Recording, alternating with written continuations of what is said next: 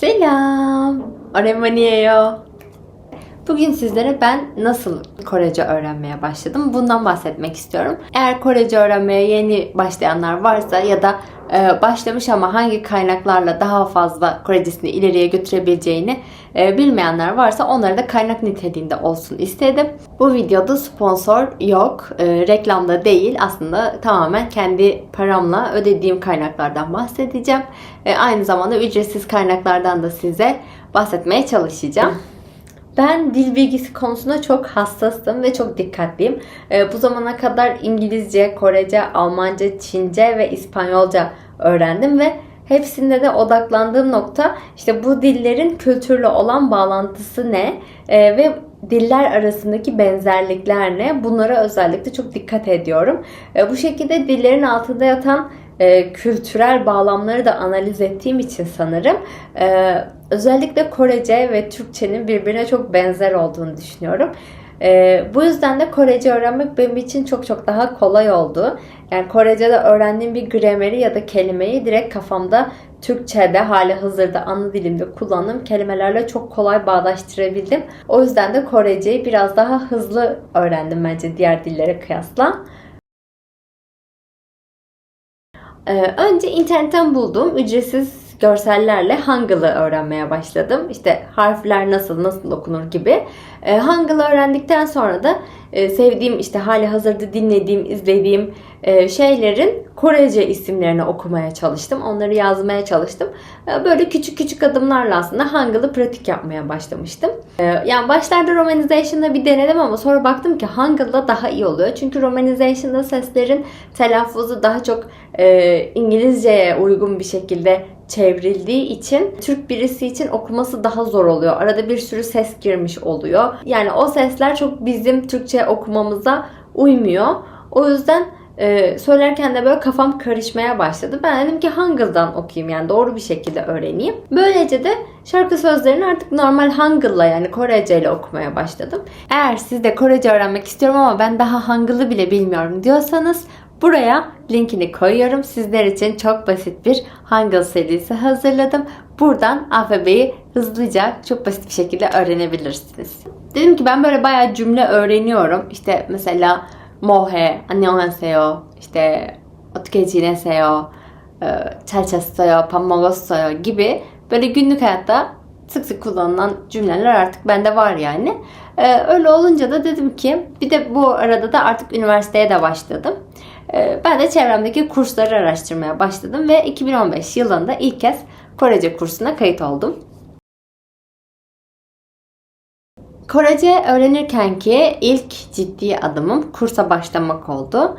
Ondan öncesinde hep böyle internetten bulduğum kaynaklarla, işte kendi kendime ne bileyim Twitter'daki yazıları okuyarak falan böyle Korece öğrenmeye çalışmıştım.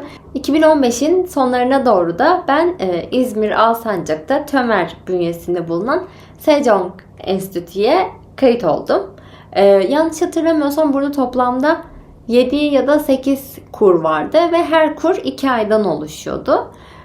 Ben girerken tabii başlangıç seviyesinden girdim. Çünkü her şeyi temelden doğru bir şekilde öğrenmek istedim. Her kur bitiminde sınav oluyorsunuz ve sınavdan aldığınız nota göre, öğretmenlerinizin incelemesine göre bir sonraki kura geçebilirsin ya da geçemezsin diye feedback alıyorsunuz. Şöyle kitapları vardı. Bu her kur bir kitap tamamen bitiriliyordu. O yüzden bende de bu kitaptan 4 tane var. 4 kur için ayrı kitapları var. İçeriğini şöyle kabaca göstermem gerekirse şu şekilde her ünitede burada böyle okuma metinleri var, diyaloglar var. Daha sonra yeni kelimeler öğrendiğiniz bir bölüm var. Her ünitede 2 tane gramer öğretiyorlar. Bu sayfada da öğrendiğiniz gramerler ve yeni kelimelerle birlikte kullanarak yapabileceğiniz örnekler var.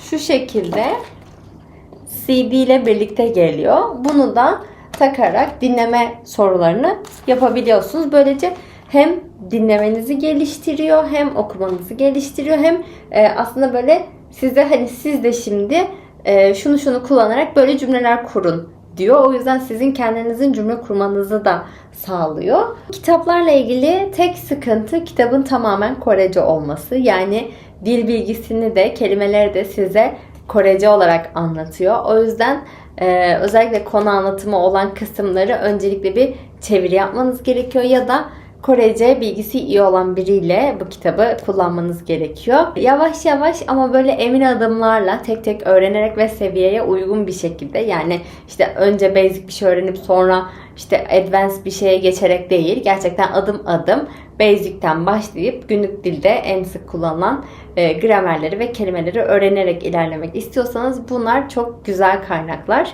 Sejong Enstitüsü'nün kendi sayfasında da ücretsiz içerikleri mevcut. YouTube sayfası da var. O ücretsiz içeriklerden faydalanmak isterseniz eğer diye linkini aşağıya açıklamaya bırakacağım. Oradan gidip bakabilirsiniz. Ücretsiz videolarını izleyebilirsiniz. Koreli eğitmenlerin anlattığı dil bilgisi eğitimleri var. Son olarak da bu kitapların orijinal PDF'leri kendi sitesinde bulunuyor. Onu da yine linkleri aşağıya açıklamaya ekleyeceğim. Benim için bu kursta eğitmenlerimizin Koreli olması o kadar çok faydalı oldu ki, çünkü kelimeleri direkt Koreli birinden öğreniyorsunuz ve telaffuzunu da o şekilde duyduğunuz için tam doğru telaffuzla öğrenmiş oluyorsunuz. Mesela bana yakın zamanda gelen bir yorum vardı. Miyane değil, Biyanhe olmayacak mı diye. Evet, yani bunu mesela dizilerde ya da şarkılarda dinlerken kulağımıza Biyanhe, yani B ile kullanılıyormuş gibi gelebiliyor. Ama aslında M harfiyle, Korece'deki M harfiyle yazılıyor. İşte yani Koreli bir eğitmenden öğrenmezseniz eğer telaffuzlarınızda böyle yanlışlar olabiliyor. O yüzden mümkünse Koreli birinden, ama değilse de Kore'ye gitmiş, orada yaşamış, görmüş birinden Korece'yi öğrenmeniz çok önemli bence.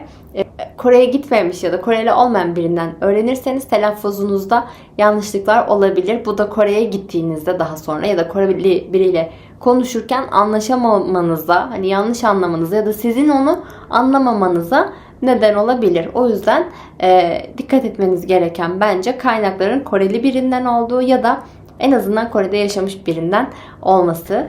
Yani Kore'ye gittiğimde zaten bir seviye Korece biliyordum dediğim gibi.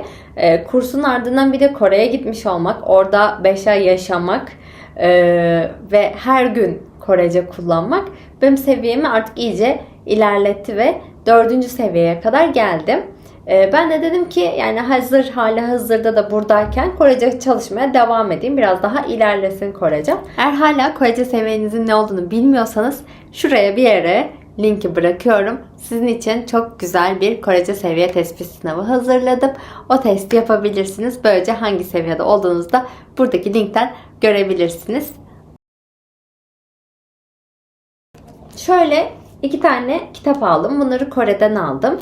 Aslında Topik 5 seviyesine denk geliyor. Üzerinde 4 yazıyor ama biraz daha 5. seviye gramerler ve kelimeler içeriyor. Aslında iç yapısı Sejong Hakdang'da öğretilen kitaplara çok benziyor. O yüzden benim için bu çok kolay gelmişti. Yani zaten halihazırda bildiğim bir format olduğu için buradan çalışmaya devam etmek benim için çok faydalı olmuştu.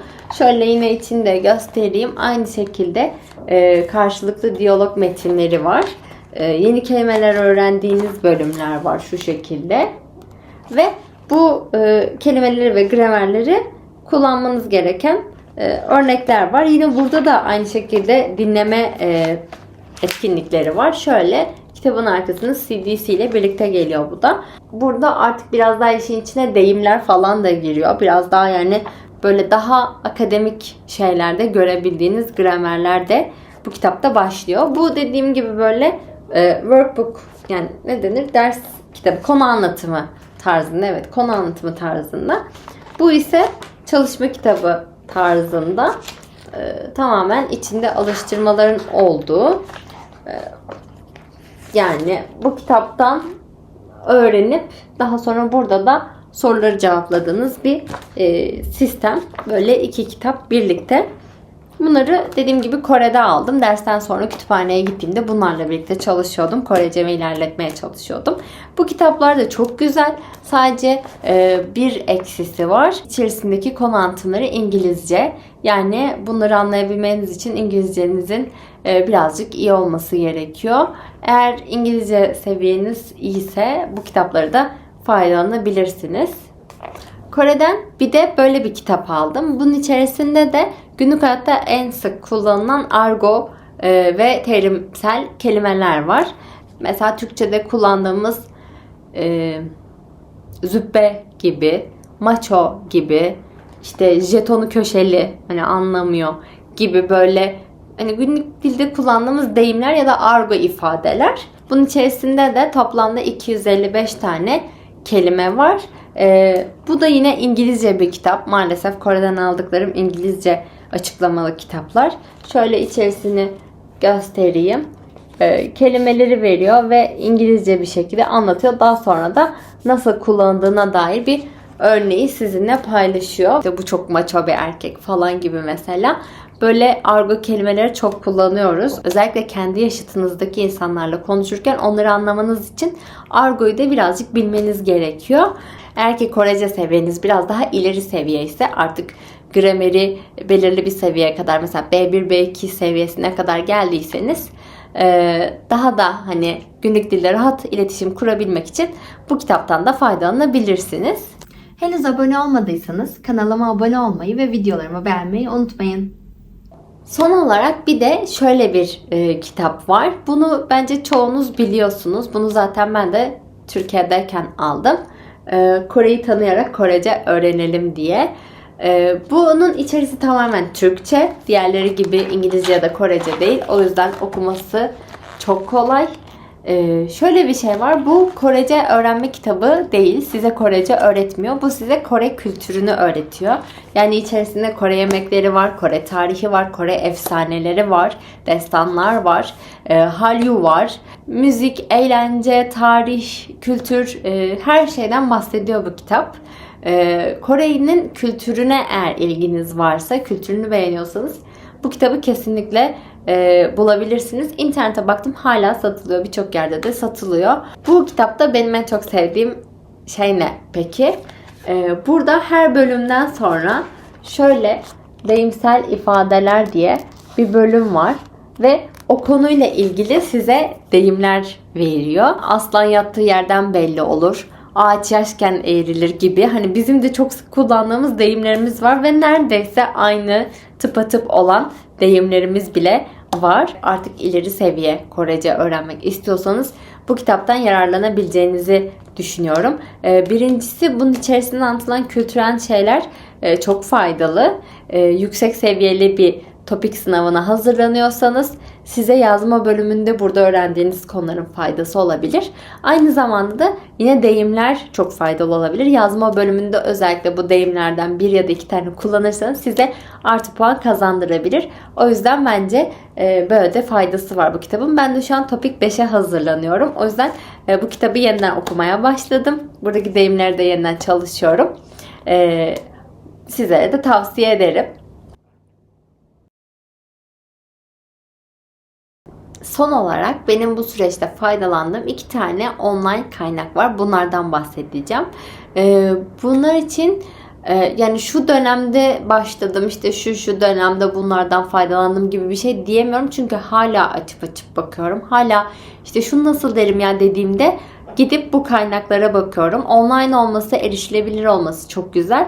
Onun dışında da adım adım tek tek her şeyi veriyor olması tam benim sevdiğim tarzda. Sizlere de bundan bahsetmek istiyorum. Bu kaynaklarla ilgili şöyle bir sıkıntı var. Maalesef ki İngilizce kaynaklar ve İngilizceleri biraz ileri seviye. Yani özellikle gramer tarafında, dil bilgisi tarafında kurallardan bahsettiği için ve bayağı da terimsel konuştuğu için İngilizcenizin biraz iyi seviyede olması gerekiyor. Eğer iyi bir İngilizceniz varsa, işte B1 ve üstü seviyeyseniz mesela, rahatlıkla İngilizce metinleri anlayabiliyorsanız bu kaynakları kesinlikle kullanın derim. Bunlardan ilki Talk to Me in Korean.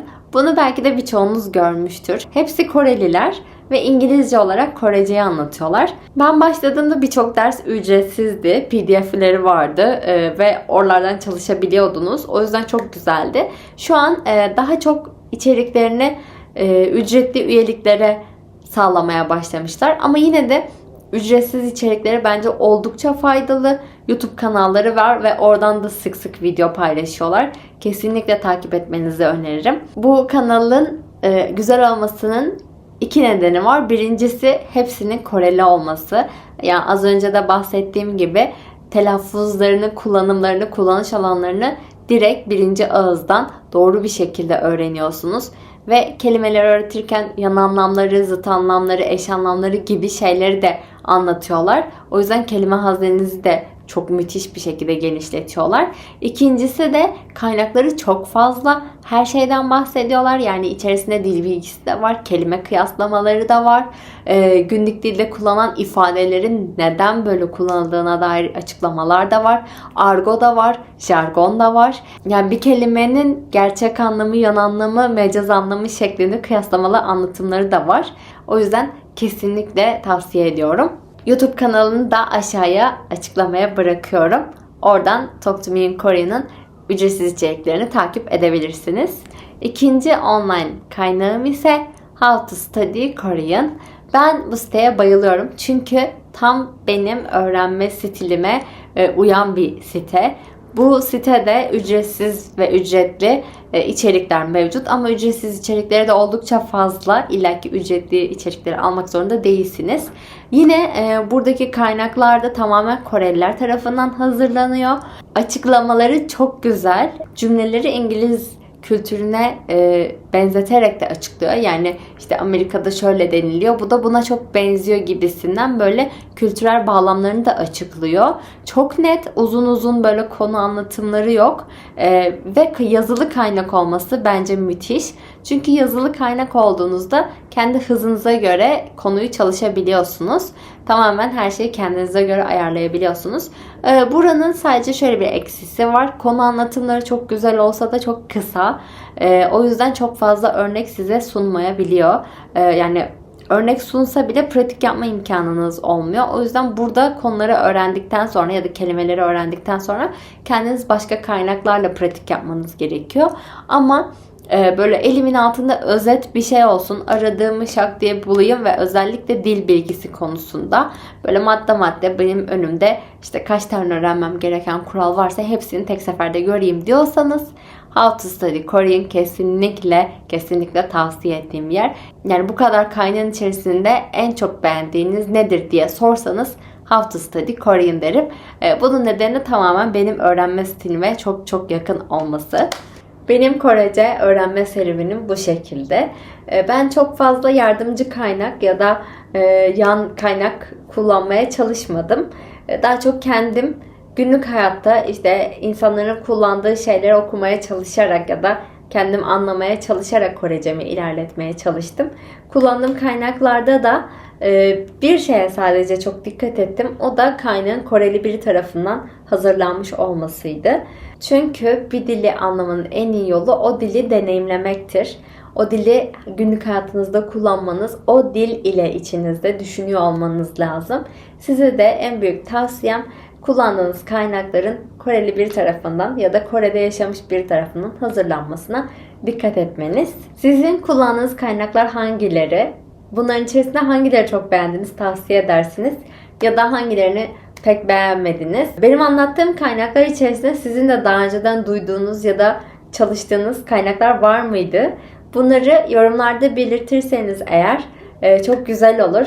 Burada bu videonun altında hem Korece öğrenmeye yeni başlayanlar için hem de hali hazırda Korece öğrenen ama Korecesini daha ileri seviyeye taşımak isteyenler için bir kaynak oluşturmak istiyorum. O yüzden siz de hem hali hazırda kullandığınız kaynakları hem de memnun olduğunuz kaynakları aşağıda yorumlarda belirtirseniz çok mutlu olurum. Sizinle birlikte Korece'yi öğrenmek isteyen diğer insanlara da yardımcı olmak isterim. Aklınıza takılan sorular varsa onları da yorumlarda bana yazabilirsiniz. Bir sonraki videoda görüşmek üzere. Annyeong!